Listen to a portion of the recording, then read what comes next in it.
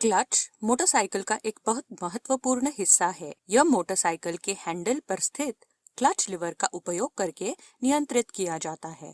सबसे पहले ये देखते हैं कि क्लच मोटरसाइकिलों में कैसे असेंबल किया जाता है। इंजन क्रैंकशाफ्ट को घुमाता है। क्रैंकशाफ्ट में मौजूद गियर की सहायता से इंजन का पावर क्लच हाउसिंग तक पहुंचता है। क्लच असेंबली मोटरसाइकिल की गियर बॉक्स में इनपुट शाफ्ट को घुमाता है। गियर बॉक्स में मौजूद विभिन्न गियर्स के माध्यम से आउटपुट शाफ्ट को घुमाया जाता है, जो मोटरसाइकिल के पहिए को घुमाता है। क्लच असेंबली विभिन्न पार्ट्स का एक संयोजन है। इसमें एक प्रेशर प्लेट होता है, जिसे स्प्रिंग्स और स्क्रूज की सहायता से उचित प्रेशर दिया जाता है। ये प्लेट क्लच पैक को दबाता है। क्लच पैक में कई स्टील और फ्रिक्शन प्लेट्स होते हैं। क्लच बास्केट और इनर हब को गियर बॉक्स के इनपुट शाफ्ट में असेंबल किया जाता है। अब समझते हैं कि क्लच कैसे काम करता है। जब क्रैंकशाफ्ट घूमता है तो क्लच बास्केट भी इसके साथ घूमता है, लेकिन ये गियर बॉक्स तक पावर ट्रांसफर नहीं करता है। इनर हब गियर बॉक्स के इनपुट शाफ्ट से जुड़ा होता है। यदि हम इनर हब को घुमाते हैं तो ये गियर बॉक्स के इनपुट शाफ्ट को भी घुमाएगा।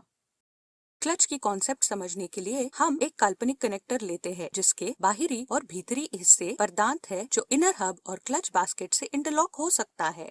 यदि हम क्लच बास्केट और इनर हब के बीच में इस काल्पनिक कनेक्टर को असेंबल करते हैं, तो हम इन दोनों को एक साथ घुमा सकते हैं। और अगर हम इस काल्पनिक कनेक्टर को हटा देते हैं, तो क्लच बास्केट और इनर हब स्वतंत्र हो जाते हैं। लेकिन इस कनेक्टर का उपयोग करने में एक समस्या है। जब कनेक्टर को हटा दिया जाता है तो इनर हब मोटरसाइकिल की इनर्शिया के कारण घूमने लगता है और क्लच बास्केट इंजन के कारण घूमने लगता है। इस वजह से क्लच बास्केट और इनर हब अलग अलग गति से घूमना शुरू करते हैं। अब इन दोनों से इंटरलॉक करने के लिए हमारे काल्पनिक कनेक्टर को एक ही समय में दो अलग अलग गति से घूमना होगा, जो कि असंभव है। उदाहरण के लिए, यदि इसकी गति इनर हब की गति से मेल खाती है, तो इसे क्लच बास्केट के साथ इंटरलॉक करना असंभव या बहुत मुश्किल होता है। इस कारण से कनेक्टर के स्थान पर क्लच पैक का उपयोग किया जाता है। क्लच पैक में अलग अलग प्लेट्स होते हैं, जो कनेक्टर के रूप में काम कर सकते हैं। समझने में आसानी के लिए हम इन प्लेट्स में से दो प्लेट्स को लेते हैं। इन प्लेट्स में से एक फ्रिक्शन प्लेट है और दूसरा स्टील प्लेट है। फ्रिक्शन प्लेट की बाहरी परिधि में दांत होते हैं, जो क्लच बास्केट के साथ इंटरलॉक होते हैं। यह प्लेट क्लच बास्केट के साथ घूमता है। स्टील प्लेट के भीतरी भाग में दांत होते हैं, जो इनर हब से इंटरलॉक होते हैं। ये प्लेट इनर हब के साथ घूमता है। यदि हम इन दोनों प्लेट्स को एक साथ उचित बल लगाकर दबाते हैं, तो ये प्लेट्स के बीच घर्षण विकसित होगा और ये हमारे काल्पनिक कनेक्टर की तरह काम करने लगेगा। अब यदि हम क्लच बास्केट को घुमाएंगे तो इनर हब भी घूमेगा, जिससे पावर गियर बॉक्स तक पहुंचेगा।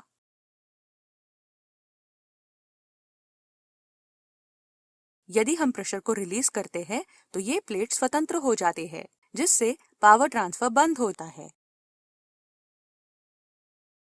मजबूती और घर्षण को बढ़ाने के लिए कई अन्य प्लेट्स का उपयोग किया जाता है। अब समझते हैं कि मोटरसाइकिल चलाते समय इन प्लेट्स पर प्रेशर कैसे बदला जा सकता है। हम इसके लिए प्रेशर प्लेट का उपयोग करते हैं। इसमें डक्ट्स होते हैं, जहां स्प्रिंग्स फिट हो जाती है। प्रेशर प्लेट और स्प्रिंग्स को रिटेनर बोल्ट्स का उपयोग करके उचित प्रेशर दिया जाता है, जिससे प्लेट्स के बीच पर्याप्त घर्षण विकसित होता है।